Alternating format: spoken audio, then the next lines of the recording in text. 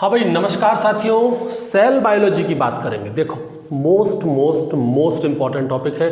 कोई भी एग्जाम हो एग्रीकल्चर का, चाहे वो IBPS के एग्जाम हो, नेशनल सीड कॉर्पोरेशन के हो, अपने राजस्थान में एग्रीकल्चर सुपरवाइजर के हो, AA के हो, MP में चले जाओ, MP में अपना RAE हो, RHE हो, ADE हो, SAD हो, कोई भी एग्जाम हो, लैब टेक्नीशियन के एग्जाम हो, एग्रीकल्चर से रिलेटेड कोई भी एग्जाम हो, सेल बायोलॉजी से क्वेश्चन हमेशा आते हैं। इसमें सबसे बड़ी समस्या ये है कि जो बच्चे एग्रीकल्चर बैकग्राउंड के हैं, एग्रीकल्चर बैकग्राउंड से मतलब ये है कि जिन बच्चों का 11th और 12th में एग्रीकल्चर था, या कुछ बच्चे जो मैथमेटिक्स वाले हैं, उनके लिए बड़ी दिक्कत आती है सेल बायोलॉजी में। जिन बच्चों का बायोलॉजी सब्जेक्ट था उन्होंने तो पढ़ा होगा और काफ़ी उनको ठीक से समझ भी आ जाता होगा, लेकिन जो एग्रीकल्चर वाले बच्चे हैं उनके लिए थोड़ा सा प्रॉब्लम देता है ये। ठीक है, तो जितना सिंपल तरीके से मैं कोशिश कर सकता हूँ पढ़ाने की, वैसे पढ़ाऊंगा और आपको डेफिनेटली ये समझ में आएगा और याद हो जाएगा, और क्वेश्चन बहुत आते हैं यहाँ से। ठीक है, तो सबसे पहले तो अपन बात कर लेते हैं सेल बायोलॉजी। सभी जानते हैं सेल बायोलॉजी में हमको क्या पढ़ना है, सेल से रिलेटेड सारी चीज़ों को हम पढ़ेंगे सेल बायोलॉजी में। सबसे पहले तो हम स्टार्ट करते हैं डिस्कवरी से। सेल की डिस्कवरी कैसे हुई, कौन कौन से वैज्ञानिक थे, क्या योगदान उनका रहा सेल की डिस्कवरी में, सेल के बारे में इंफॉर्मेशन देने में, वहाँ से क्वेश्चन आ जाते हैं। ठीक है, देखो भाई, एक वैज्ञानिक है रॉबर्ट हुक।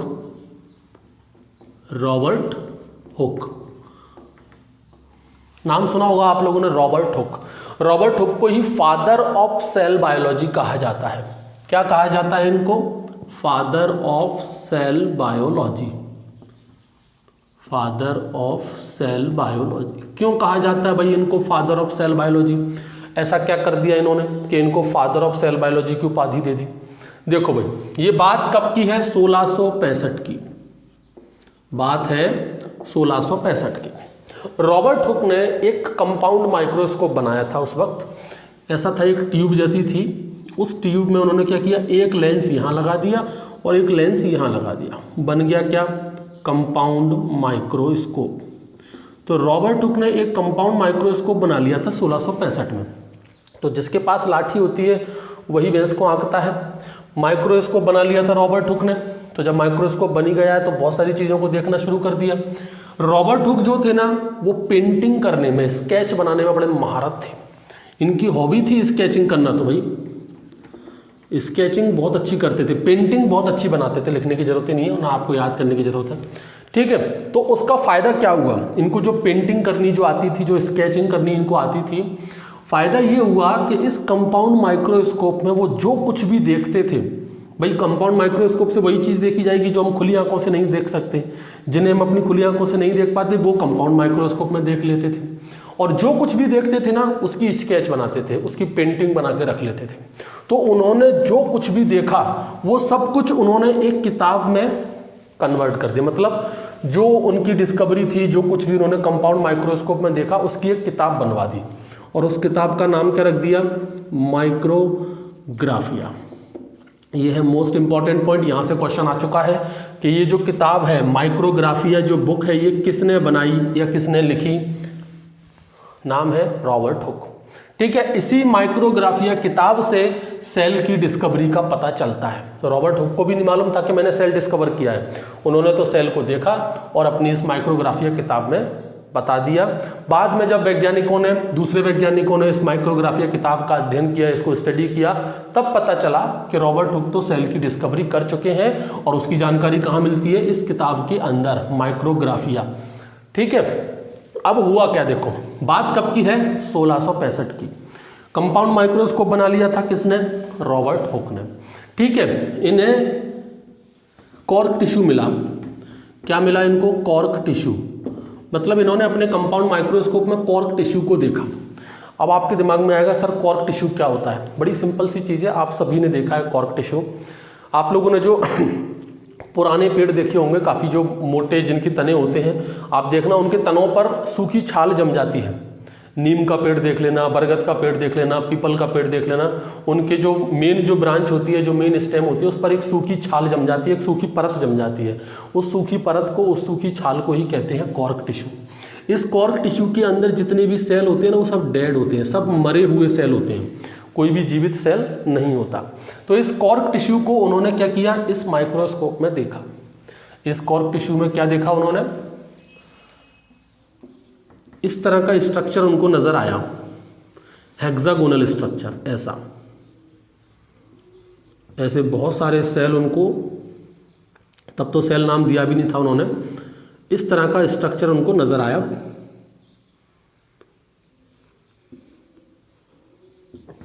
इस तरह का था स्ट्रक्चर।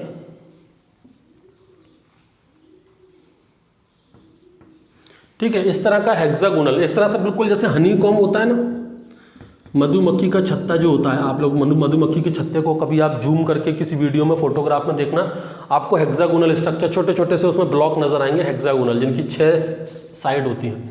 ठीक वैसा ही हेक्सागोनल स्ट्रक्चर रॉबर्ट हुक ने अपने कंपाउंड माइक्रोस्कोप में देखा। कहाँ? कॉर्क टिश्यू के अंदर। रॉबर्ट हुक को ये स्ट्रक्चर देखकर क्या याद आया? उनको याद आए मॉन्क के रहने वाले घर। अब ये मॉन्क क्या होते हैं?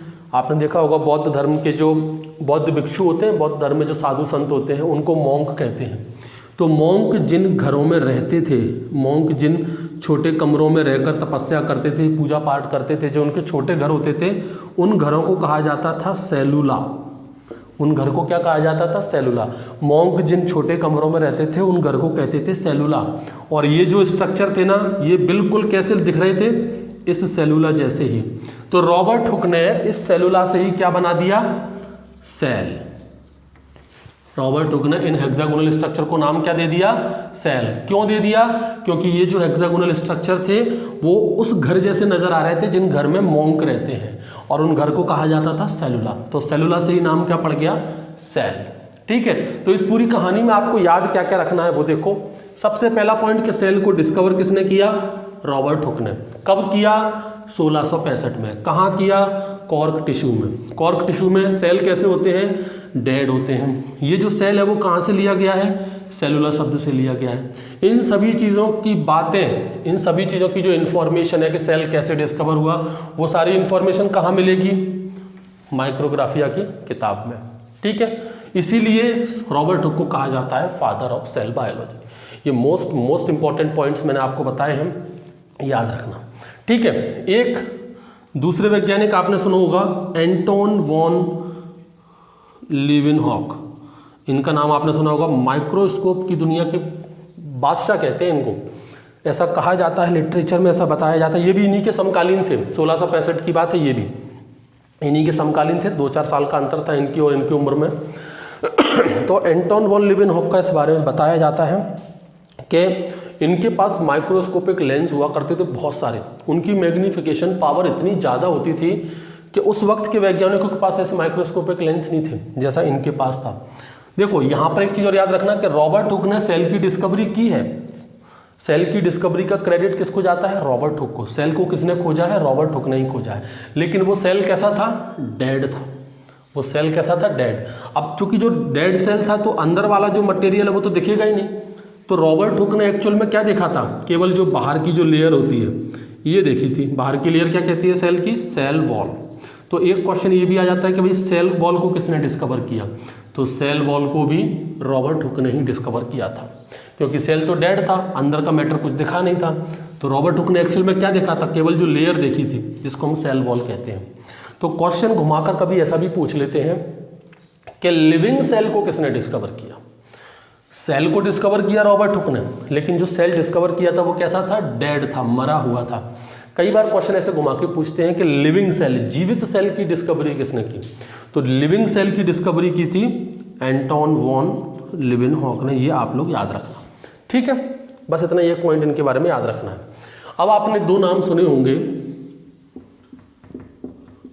शील्डन एंड स्वान।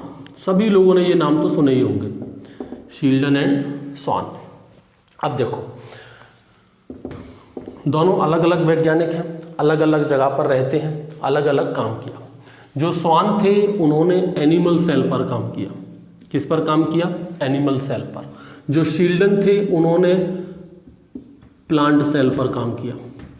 स्वान ने किस पर काम किया था? एनिमल सेल पर, और शील्डन ने काम किया प्लांट सेल पर। इन दोनों की डिस्कवरी जो थी, जो भी रिसर्च थी, वो सिमिलर थी, मतलब एक जैसे रिजल्ट थे। थे सेल ही, बस वो एनिमल सेल पर स्टडी कर रहे थे, सील्ड एंड प्लांट सेल पर स्टडी कर रहे थे। जो रिजल्ट था वो एग्जैक्टली सिमिलर था, थोड़ा बहुत अंतर था। ठीक है, दोनों अलग अलग जगह पर काम कर रहे थे। ध्यान रखना, स्वान ने जो अपना रिसर्च किया वो एनिमल पर किया, सील्डन ने जो रिसर्च करी वो प्लांट पर करी, लेकिन रिजल्ट दोनों के सेम थे। ठीक है, जब इन दोनों की मुलाकात हुई तब इन्होंने अपने रिजल्ट शेयर किए और इन दोनों ने मिलकर एक थ्योरी को जन्म दिया, जिस थ्योरी को कहा जाता है सेल थ्योरी। जिसको क्या कहा जाता है? Cell theory. Most most most important point है, लिख लेना, याद कर लेना। क्वेश्चन सीधे सीधे पूछा जाता है कि सेल थ्योरी किसने दिया। सेल थ्योरी को दो वैज्ञानिकों ने दिया था, शील्डन और स्वान ने। क्वेश्चन आ जाता है कब दिया, तो ये दिया था 1838 से 1839। ये 2 ईयर क्यों हैं? 2 ईयर इसलिए हैं क्योंकि 1838 में शील्डन ने काम किया था और 1839 में स्वान ने काम किया था। ठीक है, सेल थ्योरी दोनों ने अलग अलग दी। सेल थ्योरी एनिमल के ऊपर स्वान ने दी थी और सेल थ्योरी प्लांट के ऊपर शील्डन ने दी थी। ठीक है, इसलिए सेल थ्योरी का क्रेडिट दोनों को जाता है कि सेल थ्योरी किसने दी, शील्डन और स्वान ने। इन्होंने सेल थ्योरी में क्या बताया? इन्होंने सेल थ्योरी में कहा कि भाई जो प्लांट है और जो एनिमल है वो सिर्फ एक दूसरे से सुपरफिशियली डिफर करते हैं, सिर्फ देखने में ही अंतर है, बाकी का उनका ऑर्गेनाइजेशन और कंस्ट्रक्शन सेम है। ठीक है, इन्होंने दोनों ने कहा कि प्लांट हो या एनिमल हो, किसी की भी बॉडी हो, वो सब सेल की बनी होती है। इन्होंने अपनी सेल थ्योरी में कहा, एक बड़ा इंपॉर्टेंट पॉइंट लिख लो, functional and biological unit. Functional and biological unit. भाई सेल को फंक्शनल और बायोलॉजिकल यूनिट किसने कहा? इस पर भी क्वेश्चन आ चुका है कि सेल को फंक्शनल और बायोलॉजिकल किसकी है? ये ऑफ लिविंग ऑर्गेनिज्म। कोई भी जीवित जंतु हो उसकी फंक्शनल और बायोलॉजिकल यूनिट सेल ही होती है। ये किसने कहा था? शील्डन और स्वान ने।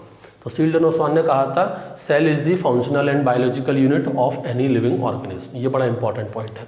इन्होंने सेल थ्योरी में ये भी बताया कि जो सेल होते हैं, चाहे वो प्लांट हो या एनिमल सेल हो, वो रिप्रोडक्शन भी करते हैं, वो रेस्पिरेशन भी करते हैं, अपने सराउंडिंग में जो भी चेंजेस हो रहे हैं उनके लिए रेस्पॉन्ड भी करते हैं, प्लांट और अदर मटेरियल को अपने सराउंडिंग से एब्जॉर्ब भी करते हैं। ये सारी चीज़ें किसने बताई? शील्डन और स्वान ने सेल थ्योरी के अंदर। ठीक है, याद करने वाली चीज़ें यही है कि सेल थ्योरी किसने दी थी? शील्डन और स्वान ने दी थी। किस में दी थी? 1838-39 में। कभी अगर डिटेल में पूछ लिया, हालांकि पूछा नहीं गया, लेकिन अगर कभी पूछ लिया तो ये भी याद रखना कि स्वान ने एनिमल सेल पर काम किया, शील्डन ने प्लांट सेल पर काम किया। ठीक है, कुछ जो हाई लेवल के एग्जाम है उसमें ये भी पूछा गया है कि फंक्शनल और बायोलॉजिकल यूनिट सेल को किसने कहा था? तो वो शील्डन और स्वान ने कहा था। ठीक है भाई, एक वैज्ञानिक और देखो, रुडोल्फ विर्चो, शॉर्ट में लिखो आर विर्चो। इनका भी बड़ा इंपॉर्टेंस है। इन्होंने इस सेल थ्योरी के अंदर मॉडिफिकेशन किया। ये सबसे पहले व्यक्ति थे, सबसे पहले वैज्ञानिक थे जिन्होंने सेल थ्योरी में मॉडिफिकेशन किया था। इन्होंने सेल थ्योरी में मॉडिफिकेशन किया और एक नई थ्योरी दी जिसका नाम है cell lineage theory. Cell lineage theory. ठीक है, रुडोल्फ विर्चो जिन्होंने सेल थ्योरी में मॉडिफिकेशन किया था, ये सबसे पहले वैज्ञानिक थे सेल थ्योरी में मॉडिफाई करने वाले। इन्होंने कुछ नए पॉइंट्स इसमें जोड़े और बाद में उस सेल थ्योरी को क्या नाम दिया गया? Cell lineage theory. कंफ्यूज मत होना आप लोग। अगर आपसे सिंपली पूछा जाता है कि सेल थ्योरी किसने दी, तो आंसर लगाना है शील्डन और स्वान ने। और अगर आपसे पूछा जाता है कि सेल लिनेज थ्योरी किसने दी, तो आंसर लगाना है रुडोल्फ विर्चो। ये जो सेल लिनेज थ्योरी है ना, ये एक तरह का इसका मॉडिफिकेशन है। क्या कहा इन्होंने? रुडोल्फ विर्चो ने कहा कि जो सेल है वो हेरिडिटी यूनिट है, यानी कि cell is a heredity unit. ये बात किसने कही? हेरिडिटी यूनिट ऑफ दिस, मतलब ये सेल जो है वही एक पीढ़ी से, हेरिडिटी का मतलब क्या होता है? Transmission of character from one generation to next generation. एक पीढ़ी से दूसरी पीढ़ी में जो कैरेक्टर ट्रांसफर होते हैं उसको हेरिडिटी कहते हैं। तो रुडोल्फ विर्चो ने क्या कहा सेल लिनेज थ्योरी में कि वो जो है हेरिडिटी यूनिट है, कि भाई एक पीढ़ी से दूसरी पीढ़ी में कौन सी चीज़ जाती है? सेल ही जाती है। मुझसे मेरे बच्चों में क्या जाएंगे? सेल जाएंगे। मेरे बच्चों से उनके बच्चों में क्या जाएंगे? सेल ही एक पीढ़ी से दूसरी पीढ़ी में जाते हैं। ये बात किसने कही? रुडोल्फ विर्चो ने। इन्होंने एक शब्द और कहा जिसको बोलते हैं ओमनिस सेलुला ई सेलुला। अब ये ओमनिस सेलुला ई सेलुला क्या है? यहाँ से क्वेश्चन आता है कि ये ओमनिस सेलुला ई सेलुला का मतलब क्या है? इसका मतलब है, इन्होंने कहा रुडोल्फ विर्चो ने, कि जो नया सेल बनता है वो हमेशा प्री एग्जिस्टिंग सेल से ही बनेगा। मतलब पहले से मौजूद कोई सेल है उसी से एक नया सेल हमेशा बनता है। नया सेल कहीं से अलग से जन्म लेकर नहीं आता। नया सेल किससे बनेगा? प्री एग्जिस्टिंग सेल से। मतलब ओमनिस सेलुला ई सेलुला का मतलब क्या है? Cell arises from pre existing cell. ये है बड़ा इंपॉर्टेंट पॉइंट। ये दो बातें उन्होंने कही थी रुडोल्फ विर्चो ने। बाद में ये जो लाइन है ना, cell arises from the pre existing cell, यही चीज सेल थ्योरी की बैकबोन कहलाई। सेल थ्योरी का जो बैकबोन है वो क्या है? यही पॉइंट है, cell arises from the pre existing cell. एक नया सेल हमेशा पहले से मौजूद एक सेल से ही बनता है। ठीक है, उसको कहते हैं हम ओमनिस सेलुला ई सेलुला। यहाँ से भी क्वेश्चन आ जाता है। तो ये रुडोल्फ विर्चो का कंट्रीब्यूशन था सेल थ्योरी में। इस तरह से सेल के ऊपर इन वैज्ञानिकों पर क्वेश्चन आ जाते हैं। बड़े इंपॉर्टेंट हैं ये सभी के सभी पॉइंट, इनको आप याद रखना। बार बार इस वीडियो को देख लेना, सारी चीज़ें याद हो जाएंगी। जो पॉइंट्स मैंने बोले हैं उनको लिख ज़रूर लेना। ठीक है, ये तो हो गया अपना सेल बायोलॉजी का पार्ट फर्स्ट। ऐसे बहुत सारे पार्ट बनेंगे अभी सेल बायोलॉजी में और बहुत इंपॉर्टेंट टॉपिक है, सभी लोग ध्यान से इसको देखें। ठीक है भाई।